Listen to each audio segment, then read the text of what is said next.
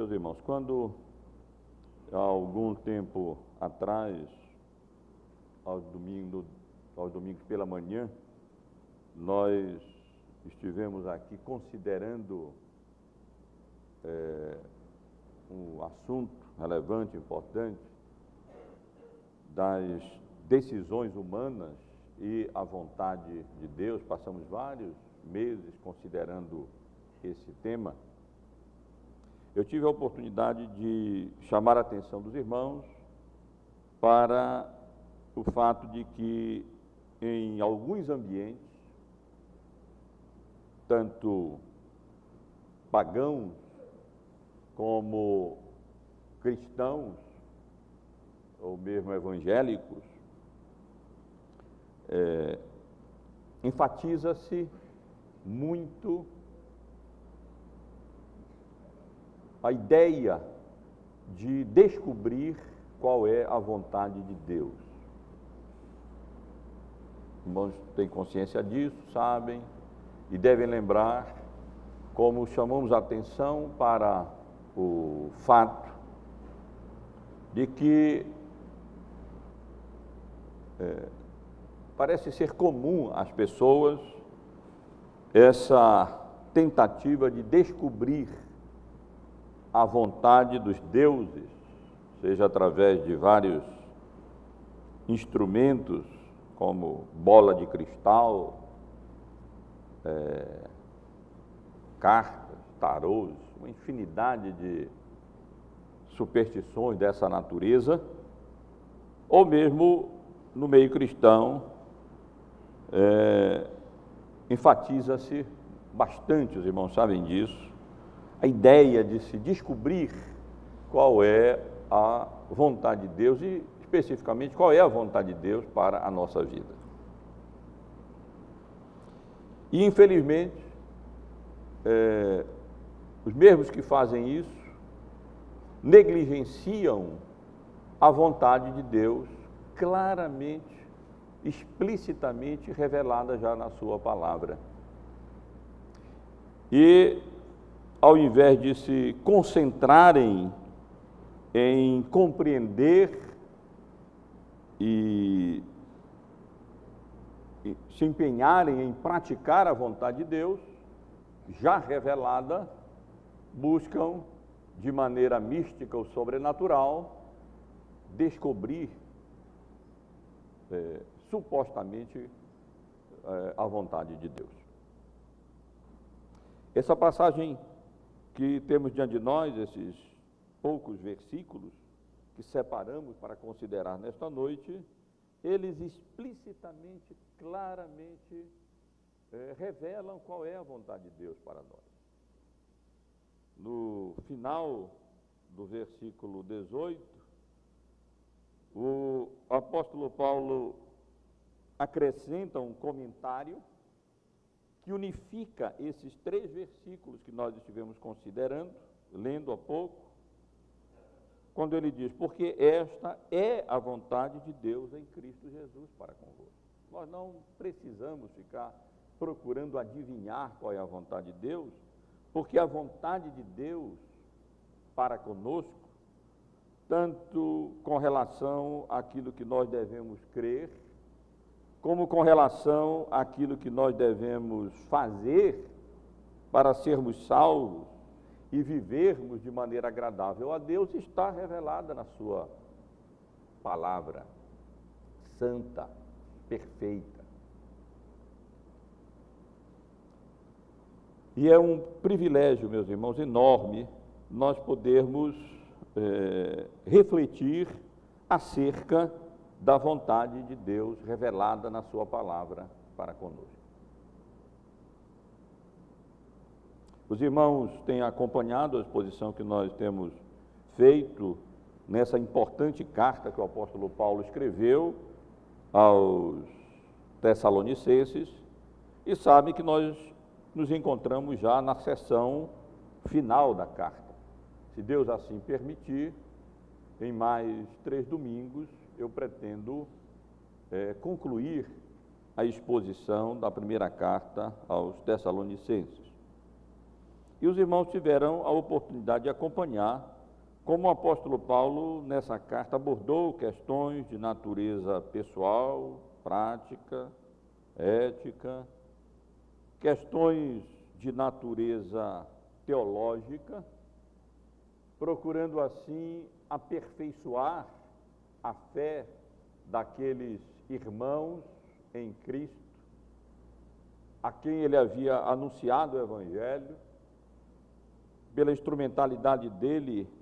haviam sido conduzidos a Cristo, e que o apóstolo Paulo queria ver perfeitos em Cristo Jesus. E os irmãos têm acompanhado como, nessa sessão final, que começa no versículo 12 do capítulo 5, que o presbítero Jonas leu agora há pouco, e se estende praticamente até quase o final da carta, o apóstolo Paulo aborda assuntos, nós poderíamos chamar de assuntos domésticos, assuntos relacionados à vida diária do crente. Nos versos 12 e 13, os irmãos podem relembrar, acompanhando, tivemos aqui considerando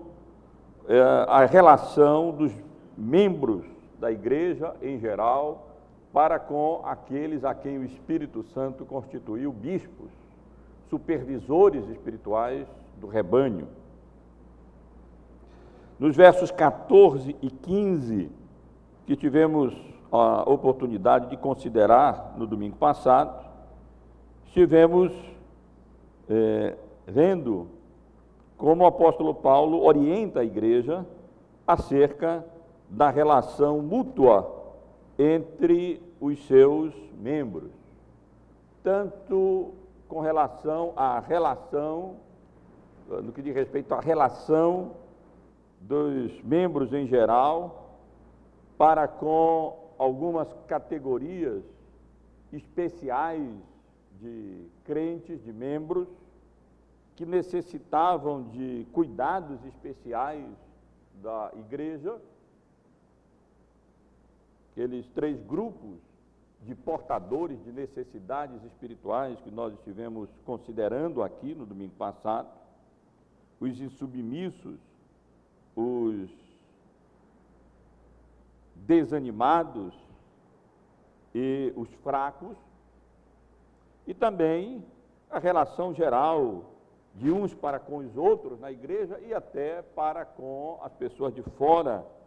da igreja. O apóstolo Paulo orienta aqueles irmãos no sentido de exercitarem a longanimidade, de, com a graça de Deus, procurarem evitar de todo modo a retaliação daqueles que nos ofendem e nos perseguem, e também orienta a igreja a perseguir o bem para com todos, procurar o bem, mesmo para com aqueles que nos fazem mal, nos causam mal, nos perseguem e falam mal contra nós, ou fazem o mal contra nós.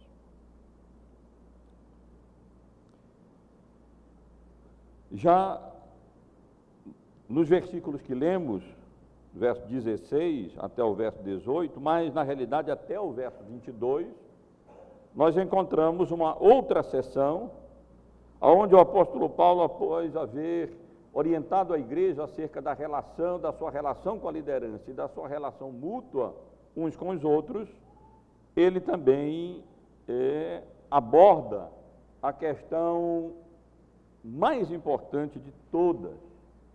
que diz respeito à nossa relação para com Deus. De fato, meus irmãos, muitas vezes nós deixamos para o final aquilo que, não porque é menos importante, mas exatamente porque é mais importante. E, na realidade, tudo mais que o apóstolo Paulo tratou nessa carta depende da nossa relação com o nosso Criador,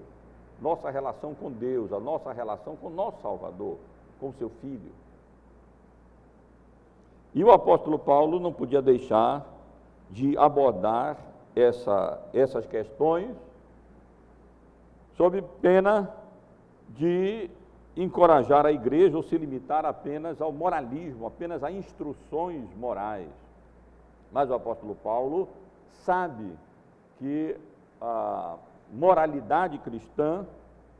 ela depende da piedade cristã,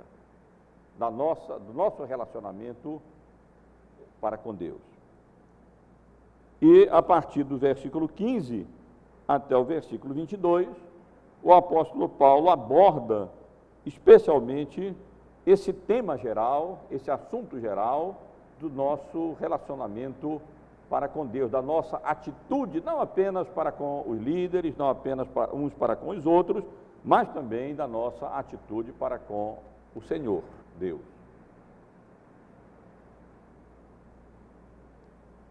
Eu poderia ter selecionado essa passagem inteira, do verso 15 ao versículo 22, porque ela constitui uma unidade na medida em que aborda a nossa relação para com Deus. Mas ela contém tantos assuntos, tantas exortações relevantes e importantes, que dificilmente no espaço mais ou menos predeterminado para a pregação, nós poderíamos abordar todos os temas aqui de maneira brilhante mesmo, colocados pelo apóstolo Paulo de forma tão sucinta como ele apresenta essas injunções, essas exortações breves, curtas, intimamente relacionadas, interrelacionadas e interdependentes uma das outras. E por isso mesmo eu preferi me limitar a considerar com os irmãos essa unidade dentro dessa unidade maior que vai do versículo, que compreende os versículos 16 até o versículo 18. A forma como essas três exortações são colocadas aqui, tanto na nossa tradução como no texto original, e esse fechamento, esse comentário do apóstolo Paulo, no final do versículo 18, claramente indicam que essas três exortações, essas três injunções, elas formam uma unidade e justificam que nós consideremos esses três versículos, essas três exortações, uma em cada versículo, de maneira separada, como eu pretendo fazer hoje à noite. Também, antes de entrar propriamente no texto, eu quero chamar a atenção dos irmãos que, embora esses versículos todos, verso 15, verso 16, até o versículo 22, possa ser interpretado em termos litúrgicos, isto é, em termos de exortações relacionadas ao culto público,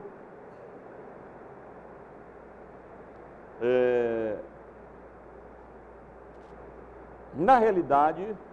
eu entendo, juntamente com, creio que a maioria dos comentaristas, dos estudiosos desse livro, que essas exortações não se limitam apenas ao culto público, mas elas incluem também a nossa vida diária, pessoal, individual. Eu não sei se com a chuva os irmãos lá atrás conseguem acompanhar, conseguem ouvir. Vou procurar aumentar um pouco a voz para os irmãos poderem acompanhar melhor. Alguns intérpretes, por exemplo, um comentarista conhecido nosso no Brasil, John Stott, ele interpreta essa passagem do verso 15 até o versículo 22, confinando-a, limitando-a ao culto público. É verdade que toda essa passagem, num certo sentido, se aplica e pode ser aplicada especificamente ao culto público. A alegria, o gozo, os louvores, a oração, a ação de graças, as profecias, a nossa recepção e discernimento da palavra de Deus anunciada, tudo isso constitui elementos no culto público. Mas dificilmente o apóstolo Paulo tem em mente apenas o culto público quando ele, no final da sua carta, se dirigindo àqueles irmãos, escreve como nós acabamos de ler: regozijai-vos sempre, orai sem cessar, em tudo dai graças, porque esta é a vontade de Deus em Cristo Jesus para convosco. Vamos, portanto, irmãos, refletir um pouco mais acerca dessas três injunções, dessas três exortações. Aqui nós temos três imperativos, três ordens, três mandamentos do apóstolo Paulo, que acerca da nossa relação como crentes para com o nosso Deus e que representam a vontade de Deus em Cristo Jesus para conosco.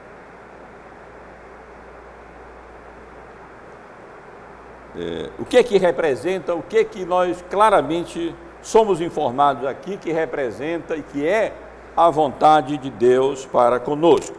Primeiro, observem no versículo 16, que nós vivamos a vida cristã com alegria. Nós somos convocados a sermos alegres, a vivermos contentes, a nos regozijarmos. Essa exortação, de maneira clara e da forma mais sucinta possível: regozijai-vos sempre. E se os irmãos forem ler a Bíblia, perceberão que essa é uma exortação frequente no Antigo Testamento e frequente no Novo Testamento também. Apenas para mencionar, não podemos ler tantas passagens assim, mas se os irmãos forem ler Romanos, no capítulo 12, no versículo 12, no versículo 15, Filipenses, no capítulo 2, no versículo 18, no capítulo 3, no verso 1, no capítulo 4, no versículo 4, e em várias outras cartas e passagens bíblicas, os irmãos verão que a alegria cristã não é opcional, ela é um mandamento, ela constitui-se uma exortação e um dever do crente. E os irmãos perceberão também, se forem analisar as passagens que eu mencionei e outras passagens bíblicas, que essa exortação à alegria cristã muito frequentemente está relacionada à perseguição e ao sofrimento. Poderia ler várias passagens nesse sentido, mas vou me limitar a apenas uma delas, que se encontra na primeira carta de Pedro, no capítulo 4, no versículo 13. Com certeza é uma passagem conhecida dos irmãos, mas eu lerei também o verso 12 para termos bem o contexto. Aqui está o apóstolo Pedro escrevendo aos crentes da dispersão e já se aproximando do final da carta também, ele exorta aqueles irmãos dizendo: amados, não estranheis o fogo ardente que surge no meio de vós, destinados a provar-vos, como se alguma coisa extraordinária vos estivesse acontecendo. Pelo contrário, observem a exortação do apóstolo Pedro, alegrai-vos na medida em que sois coparticipantes dos sofrimentos de Cristo, para que também na revelação da sua glória vos alegreis exultando. Claramente, o apóstolo Pedro relaciona aqui a alegria cristã com os sofrimentos, com as perseguições, com as provações pelas quais, muitas vezes, nós temos que passar nessa vida, quando convoca aqueles irmãos a se alegrarem na medida em que somos coparticipantes dos sofrimentos de Cristo. E não é diferente, meus irmãos, no contexto mesmo da igreja de Tessalônica.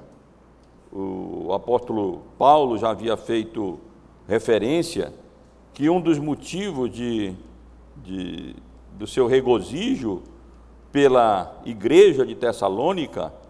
é que eles haviam recebido a palavra de Deus com alegria, mesmo em meio a muita tribulação. Logo no início da carta, no primeiro capítulo, no versículo 6, ele disse isso, quando disse: com efeito, vos tornastes imitadores nossos e do Senhor, tendo recebido a palavra, posto que em muita tribulação, com alegria do Espírito Santo. E assim é, meus irmãos, na vida cristã. Mas a pergunta que certamente paira e que nós devemos fazer quando nós lemos uma exortação como essa, no sentido de que devemos nos alegrar sempre,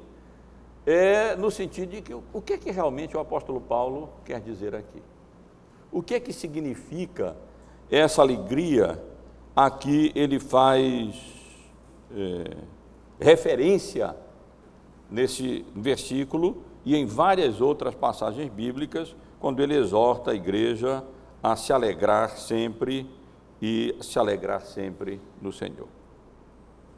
Certamente nós poderemos compreender melhor a natureza dessa alegria quando nós notamos que no Novo Testamento a alegria é uma das características do reino de Deus. Nós lemos em Romanos, no capítulo 14, no versículo 17, que o reino de Deus não é ou não consiste em comida, nem bebida, mas em justiça e paz e alegria no Espírito Santo. Com certeza, compreenderemos melhor a natureza da alegria a que o apóstolo Paulo aqui se refere, ao exortar os membros da igreja de Tessalônica a se alegrarem sempre no Senhor, quando nós percebemos pelo ensino bíblico que a alegria é um fruto do Espírito Santo. É isso que o apóstolo Paulo mesmo diz, quando ele escreve aos Gálatas, no capítulo 5, no versículo 22, e diz que o fruto do Espírito é amor, alegria, paz, longanimidade, benignidade, bondade, fidelidade, mansidão e domínio próprio. Mas observem, irmãos, que o apóstolo Paulo aqui não apenas exorta aqueles irmãos à alegria, mas ele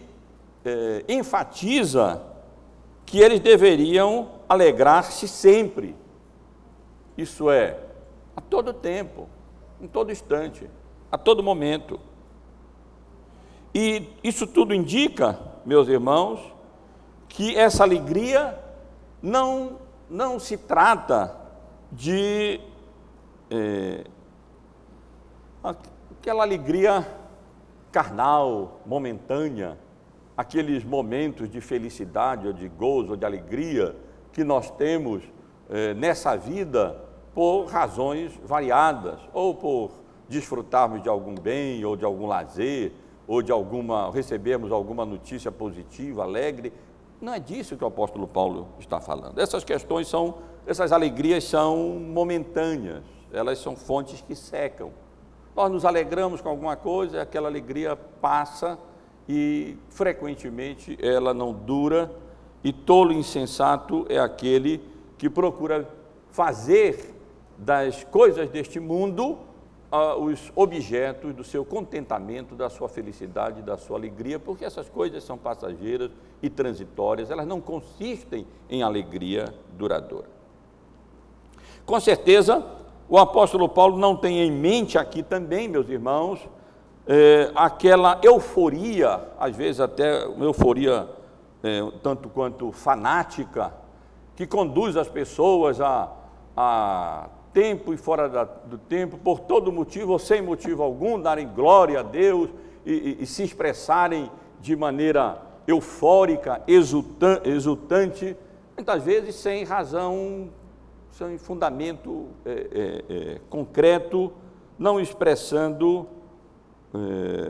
nada de mais sólido, mas apenas uma euforia sem maior significado. Eu diria, inclusive, irmãos, que o apóstolo Paulo não tem em mente aqui sequer aqueles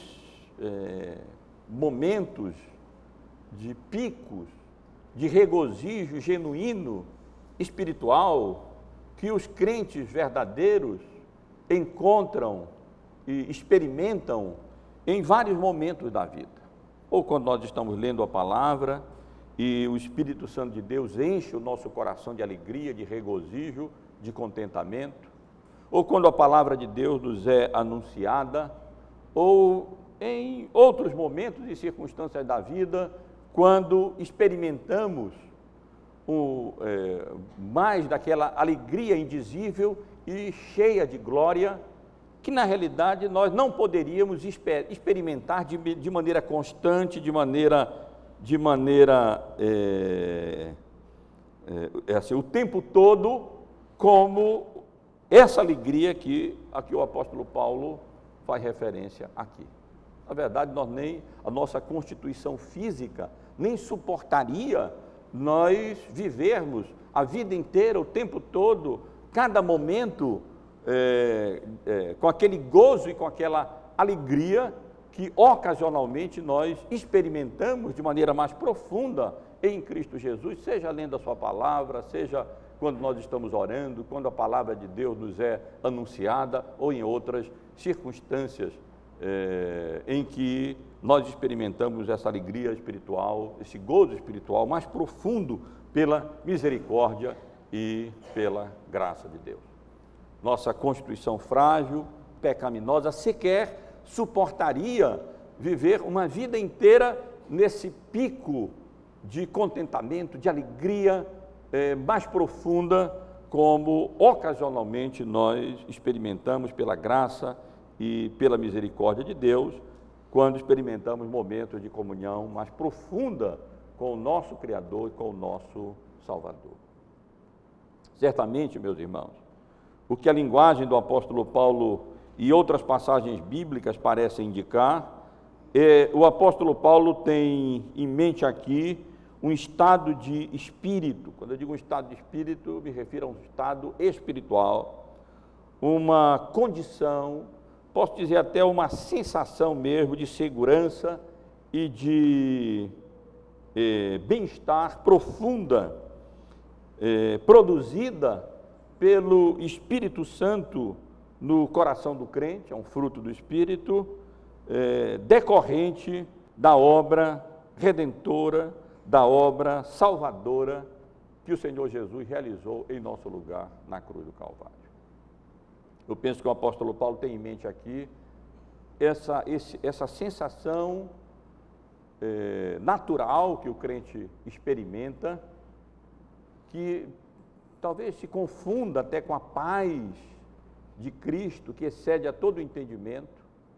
e que jaz no nosso coração, e que com a graça de Deus nos permite viver alegres e viver contentes, mesmo quando passamos por momentos de tribulação, de provação, de aflição, de lutas, de dificuldades na vida. Aqueles aquele sentimento e aquela paz no coração, aquela alegria, aquele sentimento de contentamento íntimo, interior, que o Espírito Santo de Deus produz e que se alicerça em Cristo Jesus, o nosso Senhor. Na sua carta aos Filipenses, o apóstolo Paulo exorta aqueles irmãos à alegria e ao contentamento de uma maneira ainda mais clara com relação à sua natureza, quando ele diz: alegrai-vos sempre no Senhor, outra vez vos digo, alegrai-vos. É alegria no Senhor, é alegria que se fundamenta e se alicerça na obra salvadora e redentora de Cristo. É alegria proveniente da salvação, da certeza de que, apesar de que as coisas, num determinado momento da vida, embora estejam andando mal, ainda assim nós podemos nos alegrar na convicção de que somos salvos em Cristo Jesus, que nossos pecados foram perdoados pela sua obra redentora, salvadora em nosso lugar na cruz, que a nossa salvação é segura, que o que nos aguarda é o nosso destino eterno. Essas convicções, essas certezas permitem que o crente viva essa vida cumprindo essa determinação do apóstolo Paulo, tanto em Filipenses, alegrai-vos sempre no Senhor, outra vez vos digo, alegrai-vos, como aqui na sua primeira carta aos Tessalonicenses, quando ele escreve, regozijai-vos sempre. As palavras não nos permitem, meus irmãos, entender que o apóstolo Paulo tenha em mente aqui essa alegria momentânea, passageira, que o desfrutar de alguns prazeres e benefícios deste mundo, mesmo que legítimos, possa nos dar. Ela certamente não se refere àquela euforia fanática, que não corresponde, na maioria das vezes, a uma realidade íntima no coração, nem expressa aquilo que vai na nossa alma como consequência da compreensão mais profunda da natureza, da salvação e das bênçãos e privilégios espirituais que nós temos em Cristo Jesus. Então, pouco certamente, repito, faz referência a esses picos, a esses momentos gloriosos de regozijo, de contentamento, de gozo, de alegria espiritual, que pela graça de Deus, ocasionalmente, nós desfrutamos pela operação do Espírito Santo, quando nós utilizamos os meios de graça que Deus colocou à nossa disposição. Certamente, essa alegria perene, essa alegria a todo momento, a todo tempo, faz referência a esse sentimento que existe no coração do crente, da convicção da sua salvação, do reconhecimento das bênçãos que nós desfrutamos em Cristo Jesus, e de que, em última instância, tudo, como diz o hino que nós cantamos, tudo vai bem com a nossa alma. Tudo vai bem com a nossa alma. Mesmo quando as coisas vão mal, aparentemente, mesmo quando... É incrível, mas essa é a realidade das palavras do apóstolo Paulo aqui. Mesmo quando um crente perde o emprego, ele pode se alegrar. Alegrai-vos sempre. Mesmo quando nós estamos doentes, enfermos e sofremos, e derramamos lágrimas, e experimentamos dores, ainda assim o crente sabe o que é alegrar-se sempre no Senhor. Mesmo quando perdemos entes queridos, muito queridos, o crente sabe o que é alegrar-se no Senhor. Mesmo quando o que nos aguarda é a morte, num leito de dor, de morte, o crente sabe o que é alegrar-se no Senhor. Por quê? Porque ele sabe que tudo vai bem com a sua alma. E ele sabe que essas nuvens que passam pela nossa vida, elas são passageiras, elas são momentâneas, porque o que nos aguarda é o sol da justiça, é o estado eterno, é a consumação dos planos da vontade de Deus, é a glória por Deus, de Deus a vir a ser revelada em nós. Isso capacita e habilita o crente a viver alegre, contente, satisfeito em todo tempo, em toda circunstância, a cada momento, em cada situação. Portanto, não precisamos viver o tempo todo com um sorriso daqui para ali, de um lado a outro, e levianamente até considerar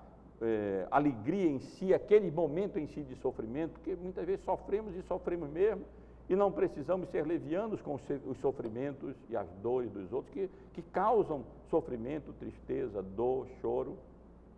Isso não desdiz a alegria que o crente experimenta no seu coração, proveniente da obra salvadora de Cristo, da salvação que nós temos, do perdão que nós temos em Cristo Jesus, da reconciliação que Ele proporcionou para nós através do seu sangue e da sua morte expiatória na cruz do Calvário. Mas como uma das boas regras de hermenêutica, de interpretação bíblica, diz que nós devemos estar sempre com o olho no contexto, é bom lembrar, meus irmãos, o contexto que conduziu o apóstolo Paulo a essa primeira exortação no versículo 16. Lembrem que ele vinha exortando a igreja a admoestar os insubmissos, a consolar os desanimados, a amparar os fracos, a sermos longânimos para com todos, a evitar retribuirmos a outros mal por mal, pelo contrário, a seguirmos o bem. É nesse contexto que o apóstolo Paulo transita, faz essa transição para essas exortações ligadas ao nosso relacionamento para com Deus, quando ele diz, alegrai-vos sempre. O que nos leva a entender que o apóstolo Paulo tem em mente também, pelo menos, todas essas coisas mencionadas aqui. No contexto da igreja, muitas vezes, se nós não tivermos cuidado, e é muito bom sempre lembrarmos que esses imperativos apontam para deveres nossos. Várias vezes tenho chamado a atenção dos irmãos para o fato de que a soberania de Deus não elimina ou mesmo diminui a nossa responsabilidade humana. Desenvolvei a vossa salvação com temor e tremor, porque Deus é quem opera em nós o querer e o realizar. O fato de que Deus é quem opera em nós a salvação, o querer e o realizar, a santificação e as virtudes cristãs e a alegria que é produzida no nosso coração pelo seu Espírito, alicerçada na obra salvadora e redentora de Cristo, esse imperativo indica que isso não diminui a nossa responsabilidade de cultivar esse contentamento e essa alegria, trazendo à memória a obra salvadora de Cristo, as bênçãos que nós experimentamos em Cristo Jesus, a salvação que temos em Jesus, o nosso Redentor. E isso, inclusive, nas situações indicadas aqui nos versículos que estivemos considerando no domingo passado. Muitas vezes, se não tivermos cuidado, dentro da nossa responsabilidade humana, no que diz respeito à alegria cristã, nós corremos o risco de perder essa alegria ou diminuir essa alegria diante desses grupos que apresentam necessidades espirituais especiais na igreja. Os insubmissos, os desanimados, os fracos, o fato de que as pessoas muitas vezes nos fazem mal, retribuir o mal que nós recebemos, isso, se nós não cuidarmos, nós corremos o risco de perdermos ou diminuirmos o contentamento, alegria regular, normal, que o crente deve ter como fruto da obra salvadora de Cristo e como operação, ação do Espírito Santo no nosso coração, na nossa vida. Eu penso até que aqui há palavras muito... claro que todo ministro, todo pregador do Evangelho, quando estuda a palavra de Deus, aplica a palavra de Deus, especialmente a sua própria vida, a nossa própria vida. E nós mesmos corremos esse risco, os afazeres do ministério, essa função que não é somente nossa, como consideramos aqui no domingo passado, de admoestar os insubmissos, de consolar os desanimados, de amparar os fracos, de evitar retribuir com mal aqueles que nos fazem mal. Muitas vezes isso tudo pode nos fazer perder a alegria, ou mesmo diminuir a alegria da salvação que nós temos em Cristo Jesus, o nosso Salvador. E pelo menos eu aprendi desse texto que ainda que mesmo admoestando os insubmissos, nessa admoestação, com alegria, alegrai-vos sempre. Mesmo consolando os desanimados, com alegria. Mesmo amparando os fracos, com alegria. Na longanimidade para com todos, com alegria. E quando nos fazem mal, com alegria. Deus nos dê a graça de, em todos os momentos, como a palavra de Deus aqui nos admoesta, regozijai-vos sempre, podermos desfrutar dessa paz de Cristo, dessa alegria cristã no nosso coração, mesmo quando as coisas aparentemente vão mal, não atentarmos para as circunstâncias, como nós cantamos sempre, mas focalizarmos a sua graça, a sua misericórdia e o seu amor. Mas, meus irmãos, a passagem continua e o apóstolo Paulo exorta a igreja não apenas a se alegrar sempre, mas admoesta aqueles irmãos a orarem sem cessar. E é outra exortação comum, se os irmãos forem ler as cartas a carta de Paulo aos Romanos, capítulo 12, verso 12, Efésios, no capítulo 16, verso 18, Colossenses, no capítulo 4, verso 2, e em várias outras passagens bíblicas, os irmãos descobrirão que essa exortação do apóstolo Paulo é uma exortação muito comum no Novo Testamento. Orar, nos colocarmos diante de Deus, buscarmos o trono da graça, da misericórdia e da bondade do Senhor, irmos a Ele, recorrermos a Ele, apresentarmos a Ele as nossas orações, as nossas intercessões, nossas lutas, nossas aflições, nossas tribulações nessa vida. Nós somos admoestados a irmos a Deus em oração. Evidentemente, irmãos, que o apóstolo Paulo aqui não está falando de orações apenas públicas, como nós fazemos na igreja, isso está incluído também, nem tampouco a sua exortação se limita àqueles momentos de oração que todo crente deve ter, com a graça de Deus, quando ele diariamente separa um tempo, se recolhe no local mais apropriado possível para ler a palavra de Deus e recorrer à presença de Deus e orar ao Senhor, suplicando a graça, a misericórdia dEle, que Ele nos abençoe, que Ele nos torne fiéis a Ele, que Ele conduza as nossas vidas de maneira agradável ao Senhor e a intercedermos por aqueles que nos são queridos, por aqueles que Deus colocou como os nossos próximos espirituais na nossa vida. Os pais intercedendo pelos seus filhos,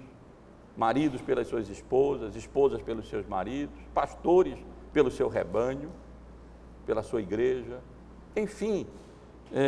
cada crente precisa separar esses momentos de oração que são tão preciosos para a nossa vida. Não há tempo determinado ou momento determinado específico. Para alguns pode ser pela manhã cedinho, para outros de madrugada, para outros durante o dia, para outros à noite, isso não faz diferença. Mas, certamente, quando o apóstolo Paulo exorta a igreja de Tessalônica, no sentido de que eles deveriam orar incessantemente, isso é que o advérbio aqui acrescenta, qualifica o verbo, é no sentido de que inclui esses momentos de oração que o crente deve ter e ele deve zelar para não negligenciar diariamente esse período, esse momento em que ele se recolhe, lê a Bíblia e ali então se coloca diante de Deus e ora pela sua própria vida e ora por aqueles que lhe são queridos e em oração exalta, engrandece ao seu Deus, ao nosso Salvador, a obra soberana do seu Espírito Santo na nossa vida. E, enfim, meus irmãos, esses momentos estão certamente incluídos aqui. Mas o que o apóstolo Paulo tem em mente aqui especialmente nem são tantos essas nossas orações públicas na igreja, nas nossas reuniões de oração na quarta-feira, ou mesmo nesses momentos que nós separamos diariamente para a oração, mas o apóstolo Paulo certamente tem em mente aqui aquela atitude do coração que permite com que o crente, a cada momento da vida, esteja orando. Aquelas orações espasmódicas, ou aquelas orações, como o apóstolo Paulo faz referência na sua carta aos Efésios, no capítulo 6, no versículo 18, aquelas orações no Espírito.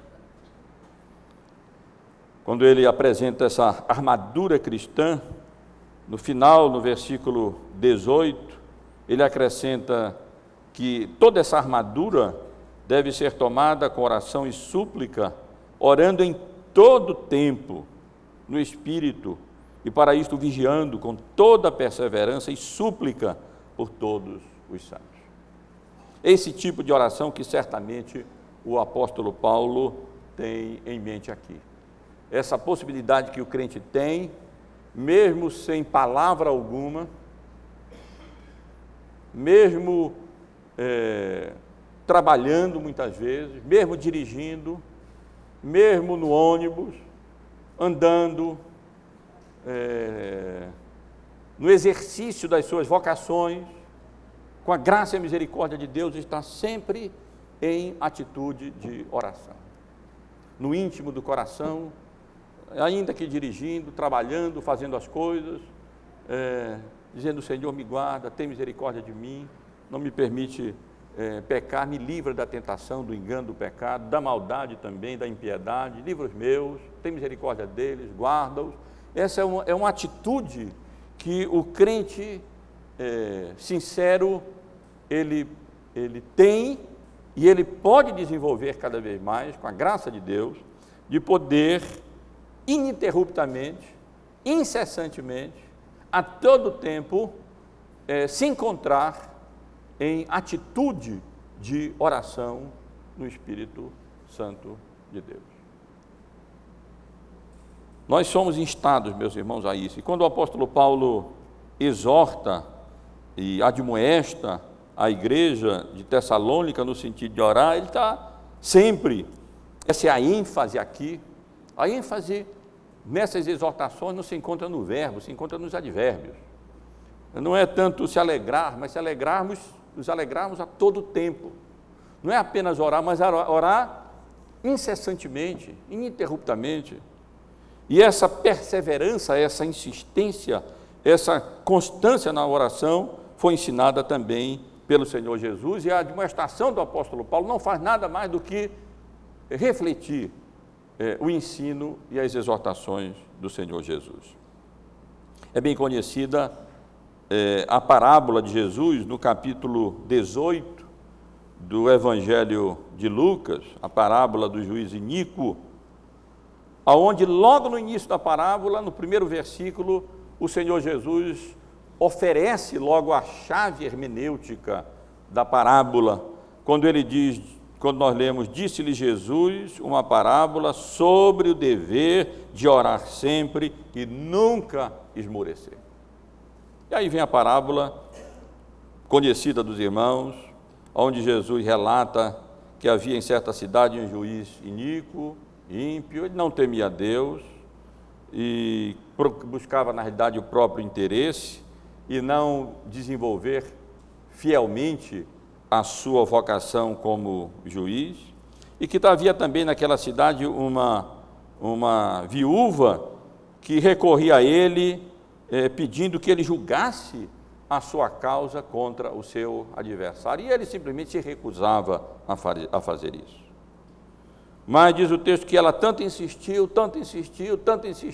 que mesmo aquele juiz iníquo e ímpio, para se ver livre da assistência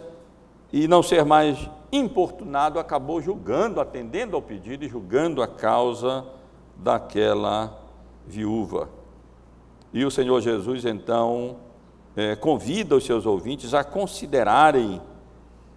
no que diz esse juiz iníquo e utiliza essa parábola para encorajar a igreja, aqueles que temem a Deus, a recorrerem a Ele, a clamarem a Ele noite e dia em oração, ainda que pareça demorado, que Ele nos pareça demorado em nos atender nas nossas orações. Essa é exortação, meus irmãos, do apóstolo Paulo. Isso é fundamental para a vida de todo crente, orar sempre, tanto orar na igreja,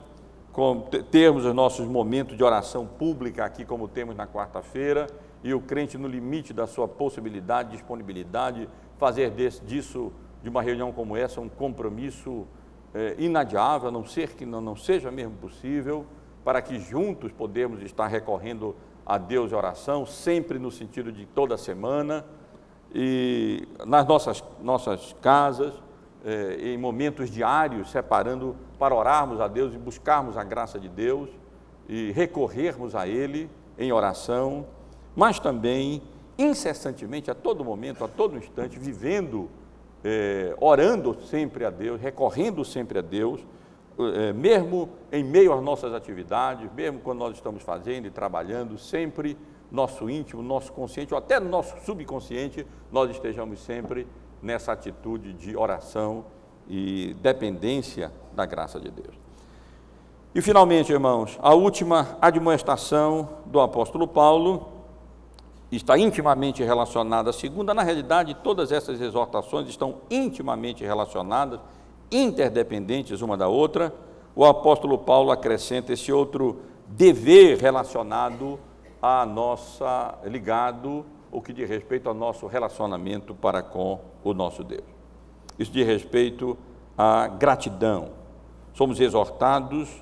a, em tudo, darmos graças ao nosso Deus. Em tudo darmos graças a Deus. E, mais uma vez, a ênfase não se encontra no verbo, mas se encontra no advérbio, na qualificação aqui. Somos exortados a dar graças a Deus, a sermos gratos a Deus em tudo, em todas as coisas. Poderíamos dizer, não por tudo, mas em tudo. Não é? Nós não precisamos dar graças porque um carro bateu no nosso carro, ou não precisamos dar, muito obrigado, Senhor, porque eu fui atropelado, mas dar graças a Deus em tudo, mesmo quando o carro é batido, mesmo quando adoecemos, mesmo quando somos atropelados, mesmo em quaisquer outras circunstâncias, apresentarmos essa qualidade tão exaltada na Bíblia. Se as outras exortações são frequentes na Bíblia, a alegria e a oração, a gratidão, irmãos, é mais frequente ainda. Há inúmeras passagens bíblicas em que nós somos exortados a cultivarmos um coração grato ao Senhor, a sermos gratos a Deus em todo e qualquer momento, em toda e qualquer situação, em toda e qualquer condição. E a base disso é exatamente a fé, a confiança, a dependência do crente na soberana providência daquele que faz com que todas as coisas cooperem para o bem daqueles que amam a Deus, daqueles que são chamados segundo o seu propósito. É isso que nos permite sermos gratos a Deus, não apenas pelas bênçãos que nós desfrutamos dele, são tantas bênçãos que nós desfrutamos, não apenas pelas bênçãos materiais que Deus nos dá, o conforto que Ele possa nos dar nessa vida, como manifestação da sua bondade para conosco,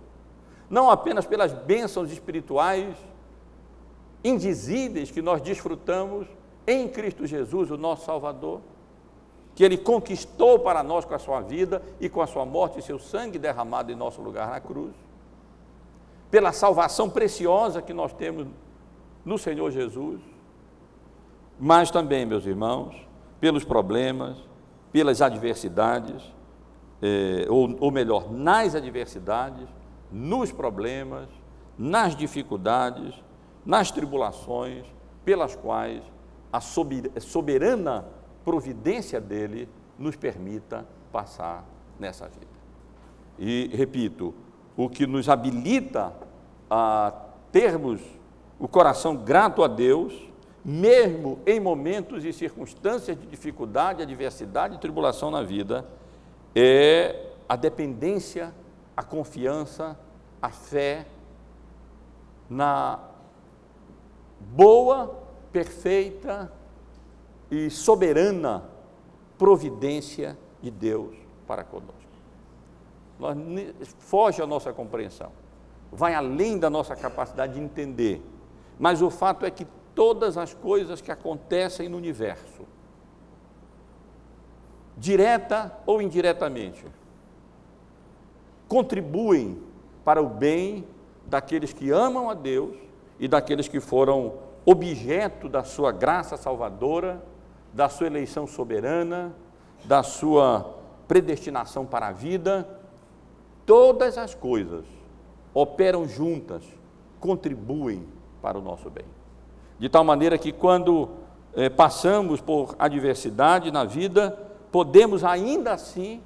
termos um coração grato, mesmo nessas circunstâncias, porque nós sabemos que nos planos eternos de Deus,